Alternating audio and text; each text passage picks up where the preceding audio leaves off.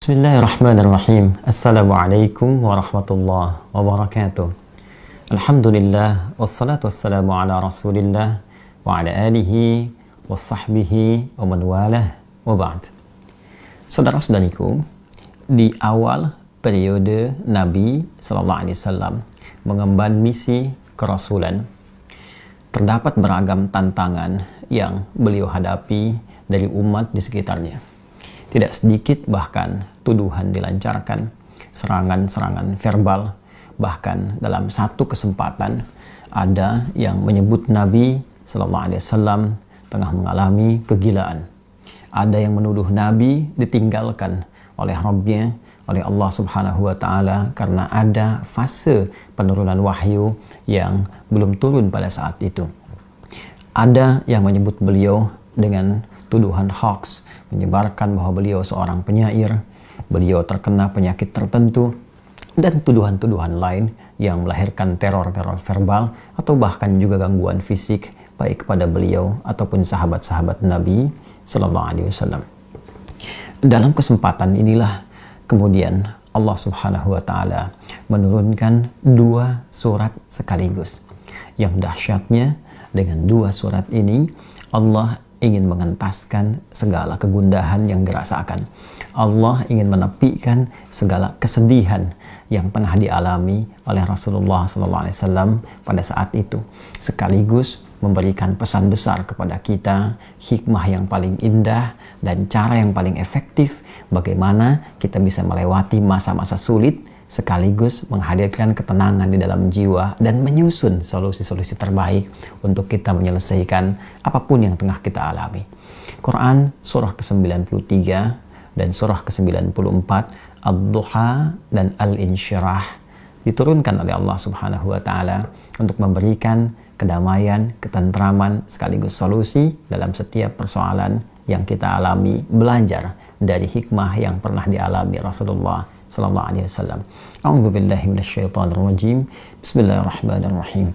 Wad-duha wal-laili idza saja ma wadda'aka rabbuka wa ma qala walal akhiratu khairul laka minal ula wala sawfa yu'tika rabbuka fatarda alam yajidka yatima fa'awa wa wajadaka dhallan fahada وَوَجَدَكَ عَائِلًا فَأَغْنَى فَأَمَّا الْيَتِيمَ فَلَا تَقْهَرْ وَأَمَّا السَّائِلَ فَلَا تَنْهَرْ وَأَمَّا بِنِعْمَةِ رَبِّكَ فَحَدِّثْ.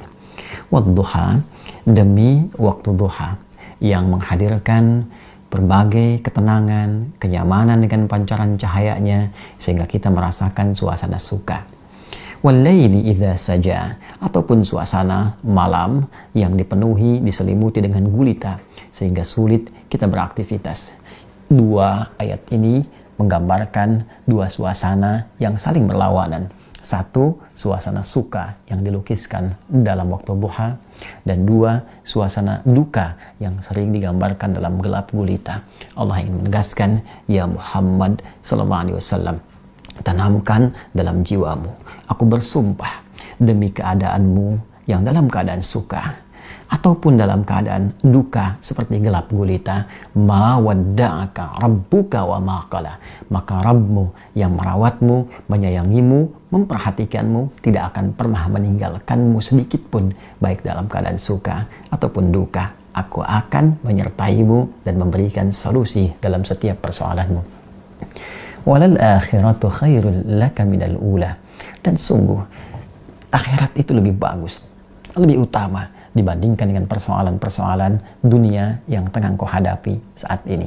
Wala sawfa yu'tika rabbuka fatarda, bersabarlah dengan cobaan-cobaan dunia, bersabarlah dengan tantangan yang harus dihadapi, lulus dalam ujian itu dan aku akan berikan kepadamu seluruh nikmat-nikmat terbaik di akhirat sampai engkau mengatakan, aku ridha ya Allah, aku puas dengan itu semua.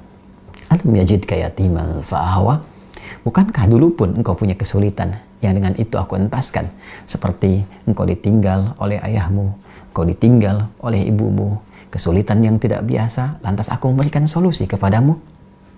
Wa wajadaka dhallan fahada, dan dalam engkau merasa gelisah pun dulu, bukan hanya sekarang, Dalam engkau sulit pun dulu, bukan hanya sekarang. Bukankah persoalan di masa lalu aku pun berikan petunjuk kepadamu untuk mengatasinya? Awajadaka 'ailan fa'aghna.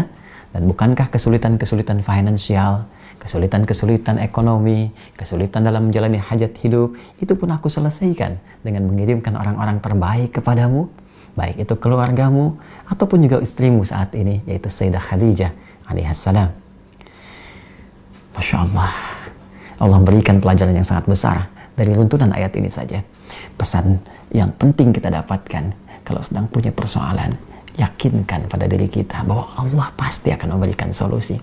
Kata Allah, hei orang beriman, dalam keadaan suka ataupun duka, aku pasti akan perhatikanmu. Aku gak akan pernah meninggalkanmu. Tanamkan pada dirimu, kalau punya kesulitan sekarang, jangan kau banyak keluhkan. Bukankah dulu pun kau punya banyak kesulitan dan aku telah tuntaskan?